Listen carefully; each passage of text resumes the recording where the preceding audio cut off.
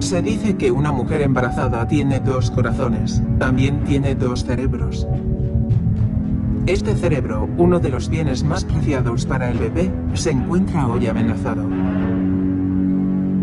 El peligro que se cierne sobre los cerebros de los bebés constituye también una amenaza para el futuro de la humanidad, en el que la humanidad vivirá en la estupidez. El antropólogo inglés Edward Dutton es un investigador al que le apasiona la evolución de la inteligencia. Tiene acceso a una valiosa base de datos, la de los ejércitos escandinavos. Jóvenes reclutas llevan generaciones realizando los mismos test de cociente intelectual. Una herramienta irreemplazable para medir la evolución de la inteligencia. Los estudios realizados sobre reclutas en los países escandinavos muestran que el cociente intelectual aumentó hasta mediados de los 90 y a partir de entonces ha ido descendiendo año tras año. En los últimos 20 años, el cociente intelectual ha descendido 2 puntos por década en Finlandia. Las conclusiones alarmantes del estudio de Dutton, publicado en la revista Intelligence, son impactantes. La inversión de la curva de inteligencia no solo afecta a los países del norte de Europa. Los estudios realizados en colegios de Estonia o Francia muestran exactamente lo mismo. Es un hecho innegable. Para el investigador, nuestro futuro se perfila claramente. Cada vez somos más estúpidos. Ya está pasando. Y no va a parar. Deberíamos pensar en hacer algo. Si no hacemos nada, la civilización que se basa en la inteligencia irá en sentido opuesto. Y todo apunta a que ya está sucediendo.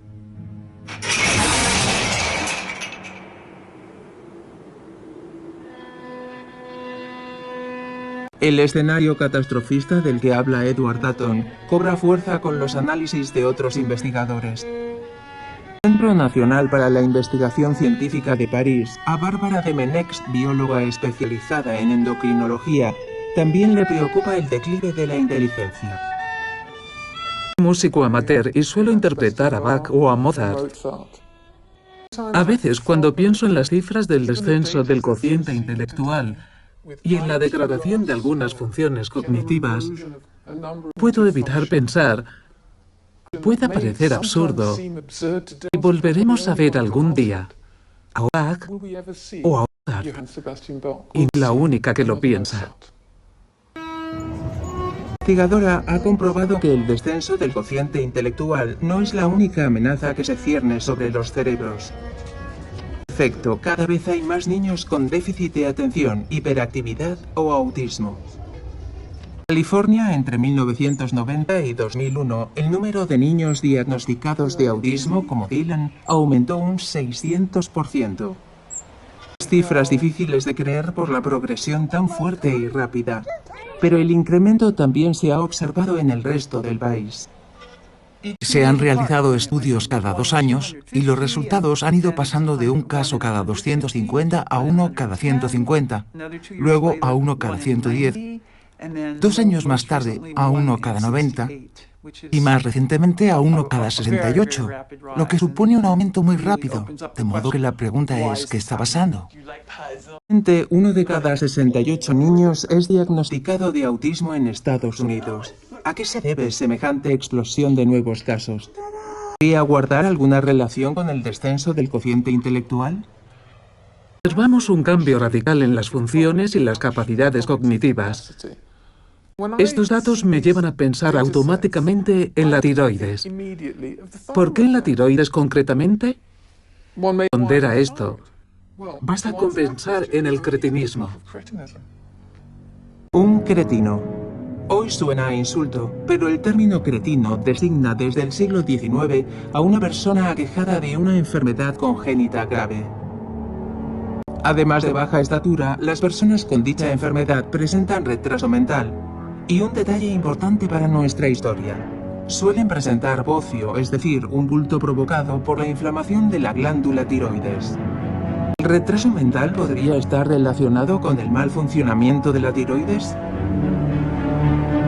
Y la respuesta científica llegó gracias a la aventura de un médico británico. En 1966, el doctor Peter Farroa llegó a Papúa Nueva Guinea. Yo era el médico de la región y el responsable de los servicios sanitarios de toda la provincia de las Tierras Altas Occidentales, en donde vivían unas 350.000 personas. Al explorar las tierras más recónditas del valle, le sorprendió la cantidad de niños afectados de cretinismo. Recabé datos en todo el valle y comprobé que 1 de cada 7 niños tenía cretinismo. Quería hacer algo. Quería que se conociese la existencia del problema para que se ocupasen de él. 1 de cada 7 niños del valle estaba afectado de cretinismo. Era una cifra sorprendente. Como la mayoría también tenía bocio, el médico sospechó de una disfunción tiroidea debida a una carencia de yodo. ¿La carencia de yodo podría explicar el cretinismo? Era una oportunidad única, así que puso en marcha un ensayo terapéutico sobre miles de personas. A todo el mundo en el valle se le puso una inyección. Eran unas 16.000 personas. A la mitad le pusimos una inyección de yodo y a la otra mitad de agua. Más tarde, Peter Farroa regresó al Valle Perdido, observó una disminución de los casos de bocio. Su interés se centraba sobre todo en los recién nacidos. Quería comprobar si existía alguna diferencia entre los niños nacidos de las madres que habían recibido yodo y los otros niños. Había una diferencia muy grande en el número de casos de niños con cretinismo entre ambos grupos. En el grupo de madres que habían recibido una inyección de agua, había 26 niños con cretinismo. En el grupo de madres a las que se había inyectado aceite yodado, solo 6. La diferencia entre ambos grupos era sorprendente, de modo que el yodo era eficaz en la prevención del cretinismo. Entonces, ¿cómo se explicaba el nacimiento de 6 niños con cretinismo en el grupo de madres que había recibido yodo? Peter Farroa consultó el registro de nacimientos y entonces hizo un descubrimiento fundamental. Esas madres ya estaban embarazadas cuando se les inyectó el yodo. Es que el bebé ha sido concebido y el embarazo está en marcha. Es demasiado tarde para suministrar yodo. Sí que el yodo es necesario para prevenir el cretinismo. Pero el estudio de Peter Farroa reveló también que todo comienza en las primeras semanas de embarazo. Esto es yodo. No solo es un gas muy bonito, también es un elemento muy importante. Sin él no pueden fabricarse las hormonas tiroideas y sin ellas el cerebro no se desarrolla correctamente. Cuando consumimos yodo en forma de sal yodada o de pescado, por ejemplo, la glándula tiroides lo fija para fabricar las hormonas tiroideas. Las hormonas llevan 3 o 4 átomos de yodo y son fundamentales para el desarrollo cerebral del futuro bebé. Si su madre no hubiera tenido suficiente yodo cuando estaba embarazada de usted, ahora usted no sería capaz de comprender lo que estamos diciendo. Sin embargo, desde que el cretinismo desapareció casi por completo, nos hemos olvidado de la importancia del yodo. La Organización Mundial de la Salud ha detectado carencias en 50 países, representados en este mapa con un color más claro. 44% de los europeos presentan una carencia más o menos marcada. ¿Qué sucede cuando existe una carencia ligera? ¿Tiene alguna repercusión en el desarrollo cerebral? ¿Podría explicar el descenso del cociente intelectual? Francesco Vermiglio se lo planteó. Este médico vive en Sicilia, donde la montaña se encuentra con el mar. Todos los miércoles el Dr. Vermiglio recibe en su consulta del Hospital de Messina a mujeres embarazadas.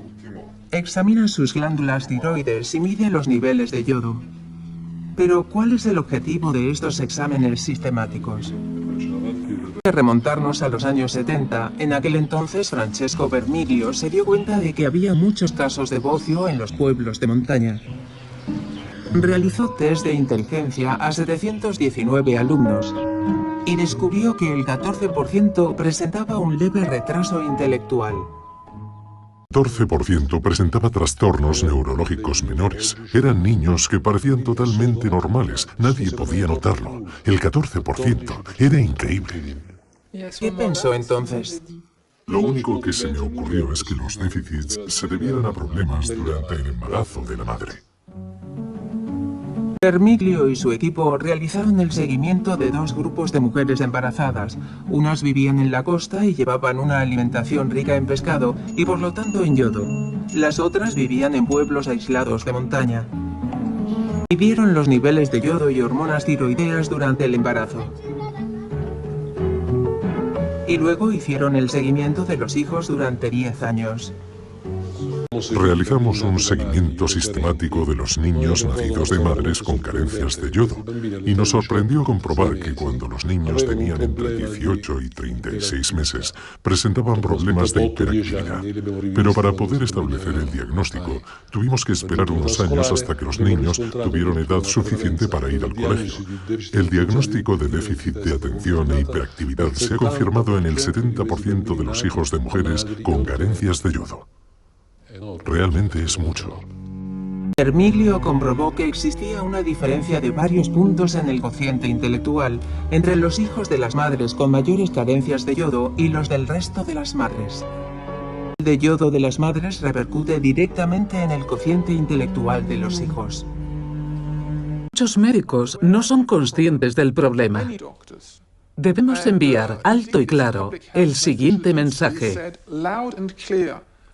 Últimamente venimos observando una carencia de yodo en la población y las embarazadas son particularmente vulnerables. Pero, ¿es la carencia de yodo la única responsable de los trastornos del desarrollo cerebral? Otra amenaza también invisible se cierne sobre la tiroides.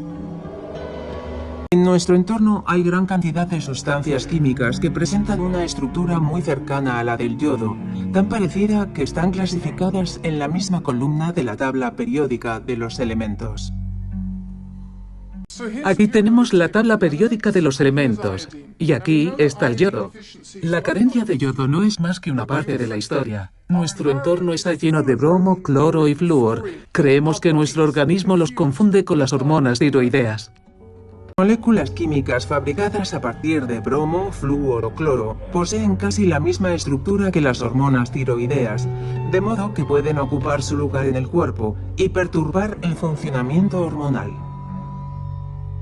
Son los principales sospechosos de perturbadores endocrinos que afectan a la señalización de las hormonas tiroideas y al desarrollo cerebral.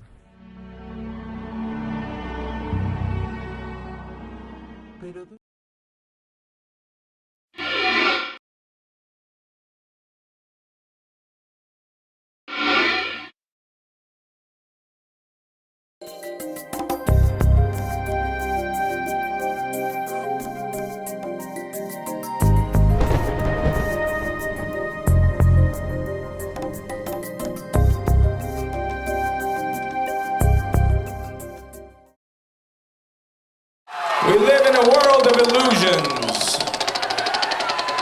We see something, yet it doesn't exist. We breathe life, yet we aren't.